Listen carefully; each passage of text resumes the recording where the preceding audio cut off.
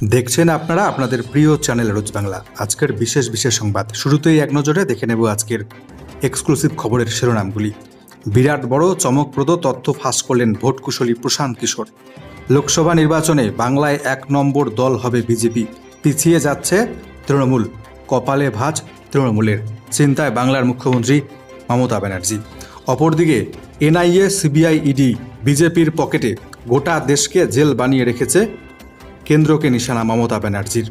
ED সিবিআইকে নিয়ে BJP তার ফান্ড কালেকশন করছে বলেও অভিযোগ মমতা ব্যানার্জির।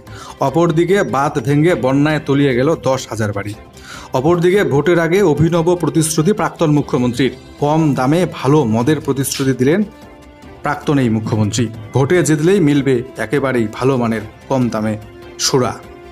অপরদিকে সোশ্যাল মিডিয়ায় বিজ্ঞাপন দিয়ে শিশু পাচার, গ্রেপ্তার 7। 4 লক্ষ থেকে 6 লক্ষ টাকা দিলেই মিলছে আস্ত শিশু পাচারে গ্রেপ্তার 7। অপরদিকে বিশ্ববিদ্যালয়ের হোস্টেলে নামাজ পড়ায় ধুন্ধুমার কাণ্ড। নামাজ বিতর্কের পর 7 বিদেশি পড়ুয়াকে হোস্টেল ছাড়বার নির্দেশ বিশ্ববিদ্যালয়ের। অপরদিকে ভয়ানক বিপর্যয়, কালবৈশাখী, ঝড় বৃষ্টির সঙ্গে বজ্রাঘাত, দক্ষিণবঙ্গে মৃত 6। আজকের আবহাওয়া কেমন থাকবে সেটাও জানাবো। অপরদিকে ভোট প্রচারে গিয়ে বিরাট বড় ঘোষণা অভিষেক বন্দ্যোপাধ্যায়ের। 31শে ডিসেম্বরের মধ্যেই আবাসন প্রকল্পের বাড়ি তৈরির টাকা, প্রথম কিস্তির টাকা মিলবে অ্যাকাউন্টে। বিস্তারিত প্রত্যেকটি খবর জানাচ্ছি আপনাদেরকে, জুড়ে থাকুন শেষ পর্যন্ত। দেখছেন আপনাদের প্রিয় চ্যানেল রোজ বাংলা। চ্যানেলে নতুন এসে থাকলে চ্যানেলটিকে সাবস্ক্রাইব করবেন, ভিডিওটিকে লাইক করবেন। আপনার মতামত, গুরুত্বপূর্ণ খবর, কোন খবর আপনি দেখতে চাইছেন সেটাও বিস্তারিত আমাদেরকে কমেন্ট বক্সে লিখে জানাতে ভুলবেন না। কেন্দ্রীয় সংস্থা ইডি, সিবিআই, এএনআই এবং আয়কর দপ্তরকে মাঠে নামানো হয়েছে বিজেপির বাক্সে ভোট ভরতে এবং বিজেপির ফান্ড বাড়াতে। ভোট এলেই কেন্দ্রীয় এজেন্সি তৎপর হয়ে ওঠে তৃণমূলের এই অভিযোগ নতুন নয়, কিন্তু 2024-এর মহারণে ইডি, সিবিআই ইনকাম ট্যাক্সকে যেন দ্বিগুণ মাত্রায় সক্রিয় হতে দেখা যাচ্ছে। লেজুর হয়েছে আবার এনআইএ, অন্তত তৃণমূলের অভিযোগ এমনটাই। তাই প্রথম দফার ভোটের ঠিক 12 দিন আগে মমতার নিশানায় ছিল কেন্দ্রীয় এজেন্সি। রবিবার পুরুলিয়ার জনসভায় 40 মিনিটের বক্তব্যের মধ্যে পর্যায়ক্রমে উঠে এলো ইডি, সিবিআই এবং ইনকাম ট্যাক্স এনআইএর কাহিনী। সাপ জানালেন, এনআইএ আর সিবিআই বিজেপির ভাই। ইডি আর ইনকাম ট্যাক্স বিজেপির টাকা তোলার বাক্স। তার আরও অভিযোগ, পুরুলিয়ার হোটেলে ঢুকে এনআইএ খোঁজ নিচ্ছে তৃণমূলের কোন নেতা থাকছে সেখানে। এবার বাঁকুড়ার সভা থেকে এই প্রসঙ্গে বোমা ফাটালেন মমতা বন্দ্যোপাধ্যায়। তিনি এদিন বলেন, গোটা দেশটাকেই জেল বানিয়ে দিয়েছে কেন্দ্রের মোদী সরকার। প্রধানমন্ত্রী নরেন্দ্র মোদীকেও নিশানা করেছেন মুখ্যমন্ত্রী। মমতা বন্দ্যোপাধ্যায় বলেন, প্রধানমন্ত্রীর মুখে এই ভাষা শোভা পায় না। বলছে 4 জুনের পর নাকি সবাইকে গ্রেপ্তার করে জেলে ভরবে। এখনই তো গোটা দেশ জেল হয়ে গিয়েছে, গণতন্ত্রকে জেল বানিয়ে দিয়েছে মোদী সরকার। এখানেই থামেননি তিনি। মমতা ব্যানার্জি আরও বলেন, প্রধানমন্ত্রীর এক পকেটে এনআইএ, অন্য পকেটে সিবিআই, আর এক পকেটে ইডি, অন্য পকেটে ইনকাম ট্যাক্স। এনআইএ, সিবিআই ভাই, বাকি এজেন্সি দিয়ে ফান্ড কালেকশন করছে মোদী। এরপর সুর চড়িয়ে প্রধানমন্ত্রীর উদ্দেশ্যে মমতার হুঁশিয়ারি, আমরা আপনাকে কোনোভাবেই ভয় পাই না, এভাবে জেলে ভরার হুমকি দেবেন না আমাকে। রাজ্যে লোকসভা নির্বাচনের মাঝেই বিরাট বড় পূর্বাভাস দিলেন ভোট কুশলী প্রশান্ত কিশোর। বাংলায় 1 নম্বর দল হয়ে উঠবে বিজেপি লোকসভা নির্বাচনেই। নয়া স্ট্র্যাটেজি ফাঁস করলেন প্রশান্ত কিশোর। পশ্চিমবঙ্গে তৃণমূল কংগ্রেসকে টপকে 1 নম্বর দল হবে বিজেপি, তৃণমূল নামবে 2 নম্বরে। এমনটাই ভবিষ্যৎবাণী করে দিলেন ভোট কুশলী প্রশান্ত কিশোর। কিন্তু কোন অঙ্ক কষে এমন কথা বললেন তিনি, যা নিয়ে বাংলার রাজনৈতিক মহলে জোর জল্পনা তৈরি হয়েছে। সম্প্রতি সংবাদ সংস্থা পিটিআইকে দেওয়া সাক্ষাৎকারে ভোট কুশলী প্রশান্ত কিশোর দাবি করেছেন, দক্ষিণ এবং পূর্ব ভারতে বিজেপি চমকে দেওয়ার মতো ফলাফল করবে এবার। এমনকি বাংলাতে বিজেপি 1 নম্বর দল হয়ে সংসদে আসবে বলেও বড় দাবি করলেন ভোট কুশলী প্রশান্ত কিশোর। এছাড়া পূর্ব ভারতের ওড়িশাতেও বিজেপির ফল গতবারের তুলনায় অনেকটাই ভালো হবে বলে দাবি করেছেন পিকে। 2019 সালে পশ্চিমবঙ্গে 42টি লোকসভা আসনের মধ্যে 18টি আসনে জিতেছিল বিজেপি। এদিকে তৃণমূল কংগ্রেস জয়ী হয়েছিল 20টি আসনে। এদিকে ভোট শতাংশের নিরিখে বিজেপি পেয়েছিল 40% ভোট, তৃণমূলের থেকে মাত্র 3% কম ভোট পেয়েছিল বিজেপি। সেই ফলাফল নাকি অনায়াসে এবার বিজেপি টপকে যাবে, ছাপিয়ে যাবে বলে জানাচ্ছেন পিকে। এমনটাই পূর্বাভাস প্রশান্ত কিশোরের। অপরদিকে বাংলার প্রতিবেশী রাজ্য ওড়িশায় লোকসভা নির্বাচনে বিজেডির ঘাড়ে নিঃশ্বাস ফেলেছিল বিজেপি। তবে এবার লোকসভা ভোটে বিজেডিকে পদ্ম শিবির পিছনে ফেলে দিতে পারে বলেও দাবি করেছেন প্রশান্ত কিশোর। ভোটের প্রচারে গিয়ে বিরাট বড় ঘোষণা করে দিলেন অভিষেক ব্যানার্জি।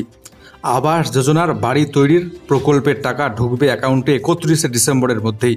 টাকা দেবে কেন্দ্রীয় সরকারের বদলে রাজ্য সরকার। বিরাট বড় বার্তা অভিষেক ব্যানার্জির।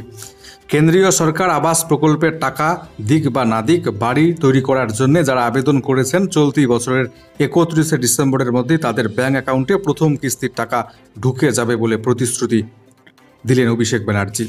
ঘাটালে এসে এমনই আশ্বাস দিয়েছেন তৃণমূলের সর্বভারতীয় সাধারণ সম্পাদক অভিষেক বন্দ্যোপাধ্যায়। ঘাটাল লোকসভা কেন্দ্রে তৃণমূল প্রার্থী দেবের সমর্থনে এদিন রোড শোয়ে অংশ নেন অভিষেক ব্যানার্জি। সেখানেই করেছেন এই বড় ঘোষণাটি। প্রসঙ্গত বহুদিন ধরেই রাজ্যের 100 দিনের কাজের টাকা এবং আবাস যোজনার প্রকল্পের বাড়ি তৈরির টাকা আটকে রেখেছে কেন্দ্রের মোদী সরকার। তাই বাধ্য হয়েই রাজ্য সরকার 100 দিনের কাজের প্রকল্পের টাকা সকলের উপভোক্তাদের ব্যাংক অ্যাকাউন্টে পাঠিয়ে দিয়েছেন মমতা ব্যানার্জি। এবার পালা আবাস প্রকল্পের। আবাস যোজনার আওতায় যারা করেছেন আবেদন তাদের বাড়ি তৈরির টাকা প্রথম কিস্তির টাকা 31শে ডিসেম্বরের মধ্যে অ্যাকাউন্টে পাঠিয়ে দেওয়া হবে বলে জানালো অভিষেক বন্দ্যোপাধ্যায়। সোশ্যাল মিডিয়ায় বিজ্ঞাপন দিয়ে শিশু পাচার, গ্রেপ্তার 7। খরচ মাত্র 4 থেকে 6 লক্ষ টাকা। 4 থেকে 6 লক্ষ টাকা দিলেই মিলবে শিশু। সন্তানহীন মা বাবাদের জন্য সোশ্যাল মিডিয়ায় বিজ্ঞাপন। তার আড়ালেই শিশু পাচারের বড়সড় ফাঁদ পেতেছিল একটি চক্র। সেই চক্রের পর্দাফাশ করল সিবিআই। গ্রেপ্তার করা হয়েছে 7 জনকে। পাশাপাশি 1.5 এবং 15 দিন বয়সী 2 সত্যিজাতকে উদ্ধার করা হয়েছে। তদন্তকারী সংস্থার সূত্রে খবর, সন্তান দত্তক নিতে ইচ্ছুক মা বাবাদের টার্গেট করত অভিযুক্তরা। এজন্য ফেসবুক পেজ, হোয়াটসঅ্যাপ গ্রুপ সহ বিভিন্ন সোশ্যাল মিডিয়া প্ল্যাটফর্মে বিজ্ঞাপন দেওয়া হতো। কোনো পরিবার আগ্রহ প্রকাশ করলেই পৌঁছে যেত রেড চার্ট। শিশু প্রতি ধার্য ছিল 4 থেকে 6 লক্ষ টাকা। এরপর সন্তান দত্তক নেওয়ার ভুয়ো কাগজপত্র তৈরি করে তা সংশ্লিষ্ট পরিবারের হাতে তুলে দেওয়া হতো। তবে অনেক বাবা মায়ের থেকে টাকা নিলেও প্রতিশ্রুতি মতো সন্তান তুলে না দেওয়ার অভিযোগ রয়েছে তাদের বিরুদ্ধে। তদন্তকারীরা জানতে পেরেছেন প্রকৃত বাবা মা বা সারোগেটেড মাদারের কাছ থেকে শিশুদের কেনা হতো অর্থের বিনিময়ে। তারপর ভালো ক্রেতা দেখে বিক্রি করে দিত এই চক্রের পাণ্ডারা। লোকসভা নির্বাচনের প্রাক্কালে অভিনব প্রতিশ্রুতি প্রাক্তন মুখ্যমন্ত্রীর। কম দামে ভালো মদের প্রতিশ্রুতি দিলেন চন্দ্রবাবু নাইডু। ভোট এলেই নানা রকম প্রতিশ্রুতি জনতাকে দিয়ে থাকেন রাজনৈতিক দলগুলি। অন্ধ্রপ্রদেশে তেলেগু দেশম পার্টির নেতা তথা প্রাক্তন মুখ্যমন্ত্রী চন্দ্রবাবু নাইডু এমনই এক চমকপ্রদ অভিনব প্রতিশ্রুতি দিলেন জনতাকে। একদিকে যখন আবগারি দুর্নীতি মামলা নিয়ে দিল্লি, তেলেঙ্গানা সহ সারা দেশের রাজনীতি তুঙ্গে, তেমন সময় রাজ্যের মানুষকে কম দামে ভালো মদের ব্যবস্থা করে দেওয়ার প্রতিশ্রুতি দিলেন চন্দ্রবাবু নাইডু। প্রচারে গিয়ে তিনি বলেন, আমি বলে দিচ্ছি 40 দিন বাদে মদের মান তো ভালো হবেই, সেই সঙ্গে তার দামও কমাবো আমরা অনেকটাই। অপরদিকে বিশ্ববিদ্যালয়ের হোস্টেলে নামাজ পড়াকে নিয়ে ধুন্ধুমার কাণ্ড। নামাজ বিতর্কের পর 7 বিদেশি পড়ুয়াকে হোস্টেল ছাড়বার নির্দেশ। নামাজ বিতর্কের পরেই 7 বিদেশি পড়ুয়াকে হোস্টেল রুম খালি করবার নির্দেশ দিল গুজরাট বিশ্ববিদ্যালয়। তালিকায় 6 আফগান এবং পূর্ব আফ্রিকার এক পড়ুয়া রয়েছেন। বিশ্ববিদ্যালয়ের উপাচার্য নীরজ গুপ্তা জানিয়েছেন, ওই ছাত্রদের কোর্স সম্পূর্ণ হয়েছে, তারপরেও কিছু প্রশাসনিক কাজকর্ম বাকি থাকায় তারা প্রাক্তন পড়ুয়া হিসেবে হোস্টেলে থাকছিলেন। সেই মেয়াদও তাদের ইতিমধ্যে উত্তীর্ণ হয়ে গিয়েছে। আর হোস্টেলে থাকার দরকার নেই, সমস্ত কাগজপত্র তৈরি হয়ে গিয়েছে। তারা এবার সুরক্ষিতভাবে দেশে ফিরে যেতে পারবেন। আমরা চাই না কোনো প্রাক্তন ছাত্র হোস্টেলে আটকে থাকুক। সংশ্লিষ্ট দূতাবাসকেও এ ব্যাপারে জানিয়ে দেওয়া হয়েছে। প্রসঙ্গত সপ্তাহখানেক আগে বিশ্ববিদ্যালয় ক্যাম্পাসে নামাজ পড়াকে কেন্দ্র করে ধুন্ধুমার পরিস্থিতি তৈরি হয় সরকারি বিশ্ববিদ্যালয়ের হোস্টেলে। 16ই মার্চ বেশ কিছু বহিরাগত চড়াও হয় বিদেশি ছাত্রদের ওপর। এই ঘটনায় শ্রীলঙ্কা এবং তাজিকিস্তান এই 2 দেশের 2 পড়ুয়া গুরুতর জখম হয়েছিলেন। তাদের হাসপাতালে ভর্তি করতে হয়। এই ঘটনার কয়েকদিন পরেই 7 বিদেশি পড়ুয়াকে এবার হোস্টেল ছাড়বার নির্দেশ দিল বিশ্ববিদ্যালয় কর্তৃপক্ষ। রাশিয়ায় বাঁধ ভেঙে বন্যায় তলিয়ে গেল 10,000 বাড়ি। রাশিয়ায় কাজাখস্তান সীমান্তের কাছে ওরেনবার্গ অঞ্চলে নদীর বাঁধ ভেঙে ভয়ঙ্কর বন্যা দেখা দিল। এতে 10,000 ঘরবাড়ি তলিয়ে গেছে। এরই মধ্যে 4,000-এর বেশি বাসিন্দাকে নিরাপদে সরিয়ে নেওয়া হয়েছে। ওরেনবার্গের উরাল নদীর জলের স্তর আগামী 3 দিনে বিপজ্জনক সীমায় প্রবাহিত হতে পারে বলে সতর্কবার্তা দিয়েছে আবহাওয়া দপ্তর। কর্তৃপক্ষ বলেছে তারা আগামী মঙ্গলবার বন্যা চরম সীমায় পৌঁছতে পারে বলে আশঙ্কা প্রকাশ করছেন। পরিস্থিতি 20 এপ্রিলের পর নিয়ন্ত্রণে আসতে পারে। রাশিয়ার উরাল পার্বত্য এলাকা এবং সাইবেরিয়ার কয়েকটি এলাকা কয়েক দশকের মধ্যে সবথেকে ভয়াবহ বন্যার কবলে পড়েছে। কাজাখস্তানের জরুরি মন্ত্রণালয় রবিবার বলেছে তারাও 12,000 মানুষকে অস্থায়ী শিবিরে রেখেছে। প্রবল কালবৈশাখী, ঝড় বৃষ্টি তার সাথে বজ্রপাত, দক্ষিণবঙ্গে ইতিমধ্যে মৃত 6। উত্তরবঙ্গ এবং দক্ষিণবঙ্গে আজকে আবহাওয়া কেমন থাকবে বিস্তারিত আপনাদেরকে জানাবো আমরা ওয়েদার রিপোর্টটি।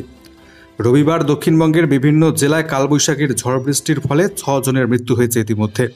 এর মধ্যে একজন মহিলা সহ 5 জন ইতিমধ্যে মারা গিয়েছেন বজ্রাঘাতে। বজ্রাঘাতে মৃতদের মধ্যে 3 জন কৃষক রয়েছেন।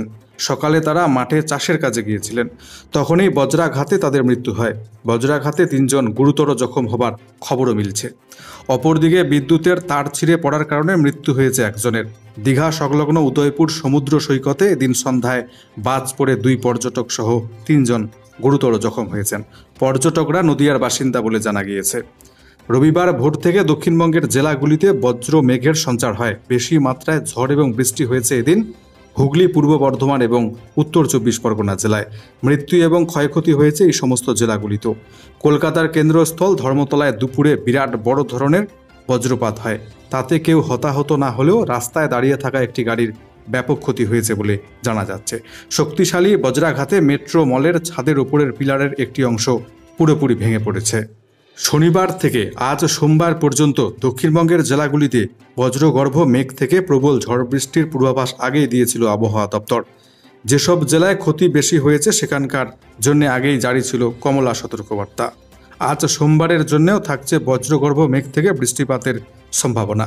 তবে উপকূল সংলগ্ন দক্ষিণ 24 পরগনা, পূর্ব মেদিনীপুর জেলায় কিছু এলাকায় ঝড় বৃষ্টি এবং বজ্রপাতের মাত্রা তুলনামূলকভাবে আজকেও বেশি হতে পারে বলে জানিয়েছে আবহাওয়া দপ্তর। উত্তরবঙ্গে বুধবার পর্যন্ত ঝড় বৃষ্টি চলতে পারে বলে আবহাওয়া দপ্তর জানাচ্ছে। আজকে উত্তরবঙ্গের সমস্ত জেলাতেই হালকা থেকে মাঝারি বৃষ্টি, তার সাথে বজ্রপাত এবং প্রত্যেকটি জেলার বিভিন্ন স্থানে 30 থেকে 40 কিমি বেগে প্রবল ঝোড়ো হওয়া, তার সাথে কালবৈশাখীর পূর্বাভাস রয়েছে। অপরদিকে আজকে দক্ষিণবঙ্গের প্রত্যেকটি জেলাতেই বজ্রপাত, ঝড় বৃষ্টি, তার সাথে হালকা থেকে মাঝারি পরিমাণ বৃষ্টিপাতের পূর্বাভাস রয়েছে। আজকে দক্ষিণবঙ্গের প্রত্যেকটি জেলাতেই হলুদ সতর্কবার্তা জারি। প্রত্যেকটি জেলার 2-1টি স্থানে 30 থেকে 40 কিমি বেগে ঝোড়ো হাওয়া, তার সাথে কালবৈশাখীর সম্ভাবনা।